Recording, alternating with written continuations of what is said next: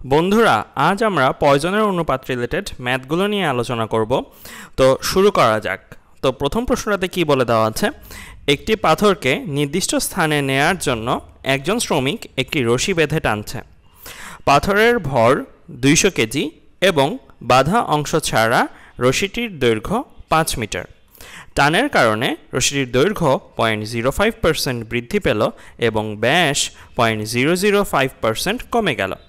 উল্লেখ্য, রশিটির ব্যাস 0.025 মিটার এবং ব্যাস 1% হ্রাস পেলে রশিটি ছিঁড়ে যাবে বলে বলা আছে।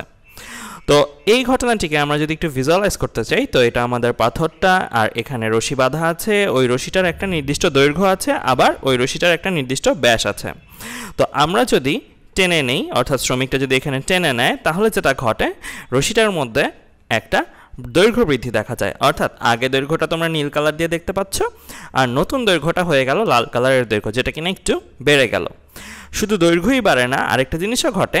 আগে খেয়াল করেছো ব্যাসটা ছিল নীল কালারের মার্কটা, এখন ব্যাসটা একটু কমে গিয়েছে, কমে যে রেড কালারের মার্কটা হয়ে গিয়েছে। অর্থাৎ দুইটা জিনিস ঘটেছে, দৈর্ঘ্য বৃদ্ধি পেয়েছে আর ব্যাস হ্রাস পেয়েছে।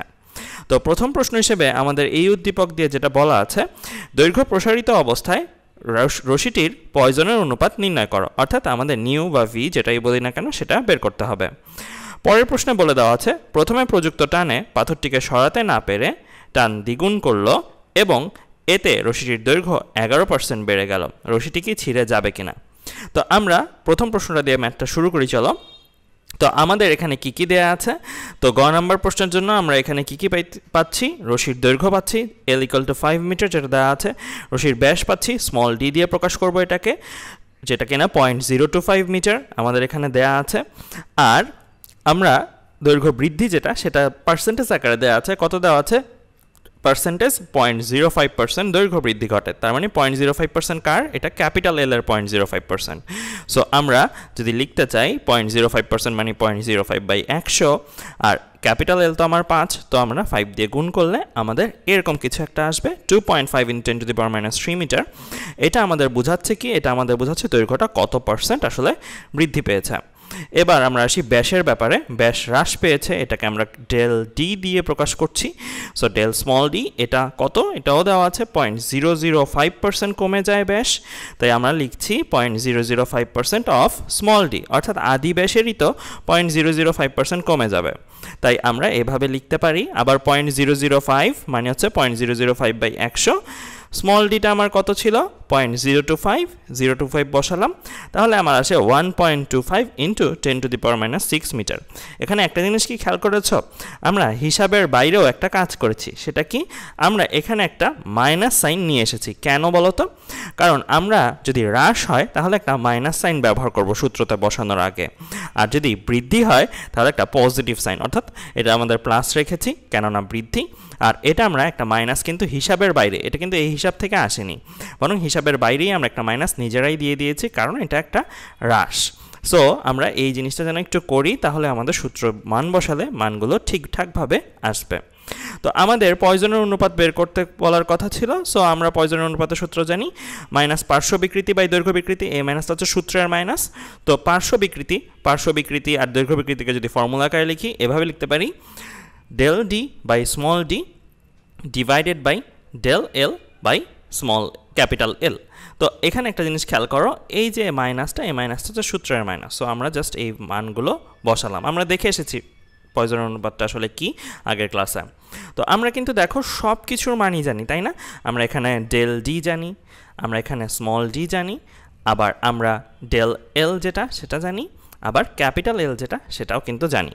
তো এই ভ্যালুগুলো যদি আমরা সবগুলো বসিয়ে দিই, তোমরা অবশ্যই বসাবে ক্যালকুলেটারে, তাহলে আমরা নিউ বা ভি যেটাই বলি না কেন বা পয়জনের অনুপাতের মান পেয়ে যাচ্ছি কত? 0.1। তো এটা কিন্তু জাস্ট ফর্মুলায় মান বসানো ছিল, আর কিছুই ছিল না। খালি একটা জিনিসই বোঝার আছে, সেটা হচ্ছে এই ব্যাস হ্রাস যদি থাকে তাহলে আমরা মাইনাসটা যেন ব্যবহার করি।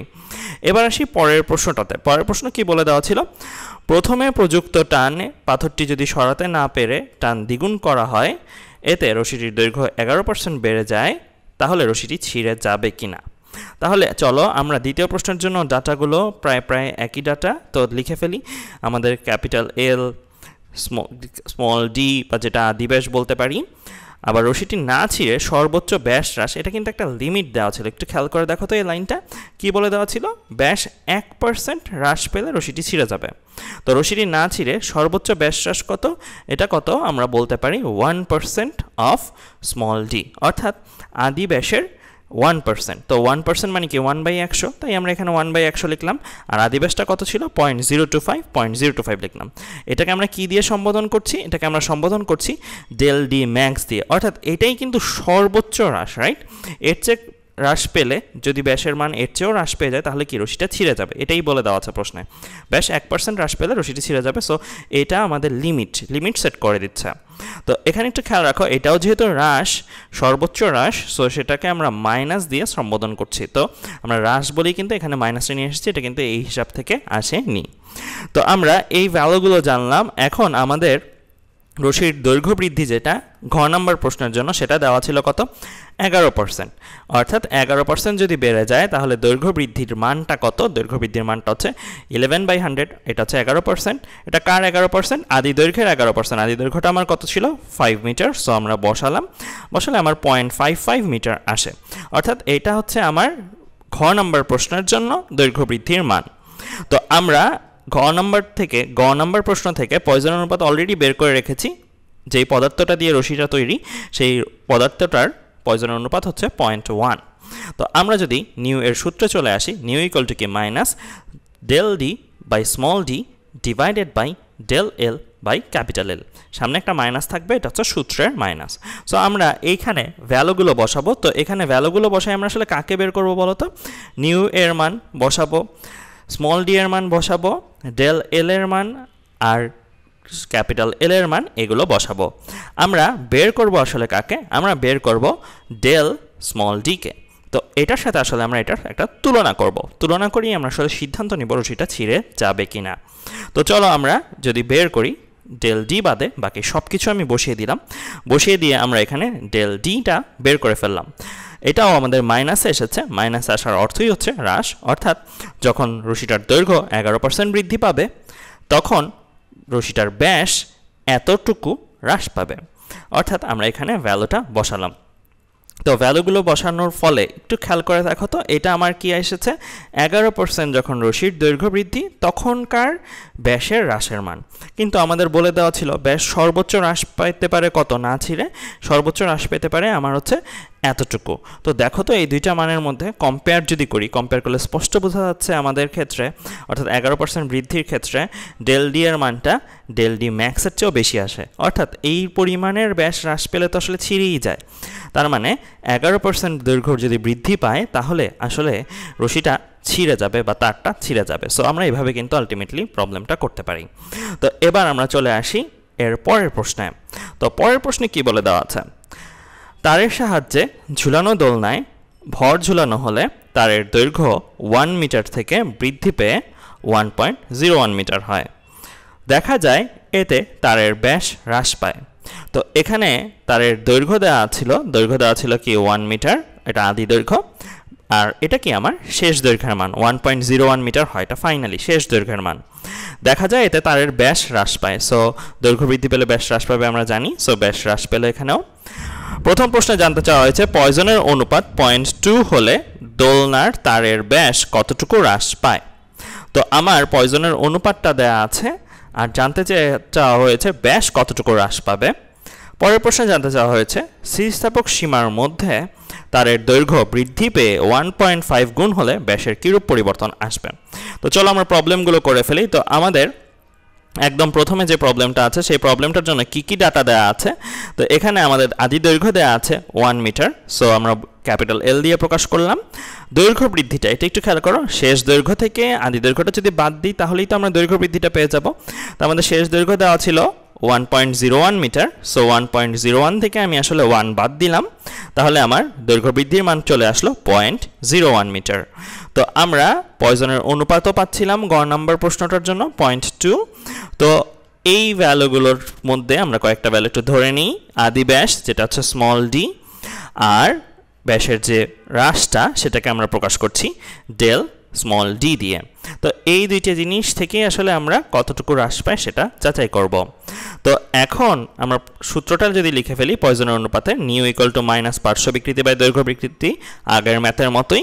সো পার্শ্ব বিকৃতির জন্য আমি ফর্মুলা বসলাম del D by small D divide by del L by capital L.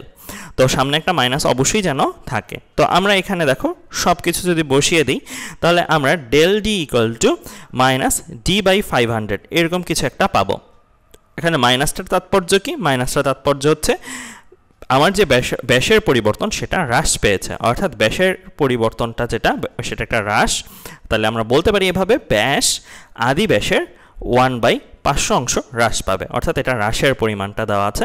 D by 500 মানে আদি ব্যাসের 500 ভাগের 1 ভাগ হ্রাস পাবে। তো আমরা বের করে ফেলতে পারি এভাবে যে আলটিমেটলি আমাদের ব্যাসটা কতটুকু হ্রাস পাবে।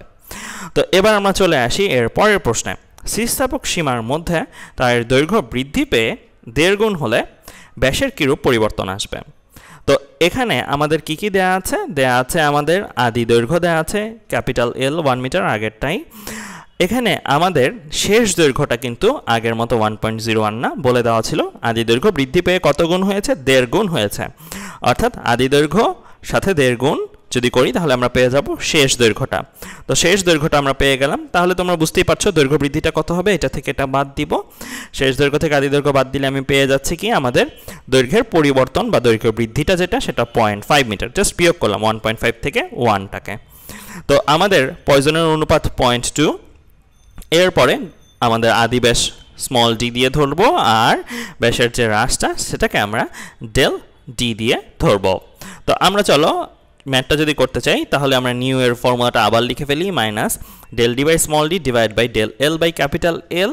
তো মানগুলো বসালে আমরা দেখো কি পাই, নিউ ইকুয়াল টু 0.1 বসালাম, আবার ডেল ডি বাই স্মল ডিকে তার মতোই রেখে দিলাম, ডেল এল এর জায়গায় 0.5 বসালাম, আর ক্যাপিটাল এল যেটা আমাদের 1 মিটার ছিল সেটা বসালাম।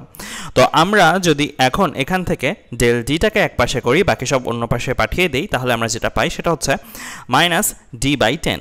অর্থাৎ মাইনাসটা কি বোঝাচ্ছে? হ্রাস বোঝাচ্ছে, আর ডি বাই 10 বোঝাচ্ছে আমার ব্যাসের পরিবর্তনটা অর্থাৎ হ্রাসের পরিমাণটা আদি ব্যাসের 10 ভাগের 1 ভাগ অর্থাৎ 1/10 অংশ। তাহলে আমরা এইভাবে কিন্তু সৃজনশীল প্রশ্নগুলো করে ফেলতে পারি। তো তোমাদের অ্যাডমিশনে যারা আছো বা অ্যাডমিশন যারা সামনে দিবে, তো তাদের জন্য কয়েকটা এক্সক্লুসিভ ফর্মুলা আমি দেখাচ্ছি। এগুলো ডিরাইভেশন থাকে না, বাট এই ফর্মুলাগুলো মাঝে মাঝে কাজে লাগতে পারে। এগুলো এইচএসসিতে তেমন গুরুত্বপূর্ণ নয়, আগেই বলে রাখি, বাট আমাদের অ্যাডমিশনের জন্য এই স্লাইডটা একটু গুরুত্বপূর্ণ।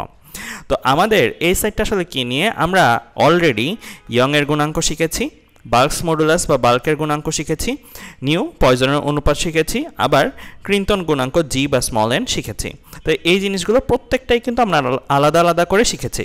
তো এখন তোমার ধরো প্রশ্নে বাল্কস মডুলাস দরকার, কোনো একটা কাজে ধরো বাল্কস মডুলাস লাগবে, বাট তোমাকে বাল্কস মডুলাস সরাসরি নাও দেওয়া থাকতে পারে। তোমাকে যদি ইয়ংয়ের গুণাঙ্ক দিয়ে দেয় বস্তুটার, আর বস্তুটার পয়জনের অনুপাত দিয়ে দেয়, তাহলে কিন্তু বাল্কস মডুলাস বের করা যায়। অর্থাৎ এই সম্পর্কটা আসলে বি আর ওয়াই এর মধ্যে একটা সম্পর্ক স্থাপন করছে। অর্থাৎ বাল্কস মডুলাস আর ইয়ংয়ের মডুলাস এই দুইটার মধ্যে, এই গুণাঙ্ক দুইটার মধ্যে একটা সম্পর্ক স্থাপন করছে। একইভাবে জি এর সাথে ওয়াই এরও সম্পর্কসূচক একটা সূত্র আছে, সেটা কি? G equal to Y by 2 1 plus nu. So এই সূত্রটা দিয়েও কিন্তু আলটিমেটলি আমরা জি আর ওয়াই এর মধ্যে সম্পর্ক স্থাপন করতে পারি। সো এখানেও কিন্তু ওয়াই জানা থাকলে জি বের করা যায়, নিউ জানা থাকলে জি বের করা যায় ওয়াই আর নিউ থেকে। তো এই সূত্রগুলো একটু কাজে লাগতে পারে তোমাদের অ্যাডমিশনের ম্যাথগুলোর জন্য। তো আজ এ পর্যন্তই, ধন্যবাদ সবাইকে।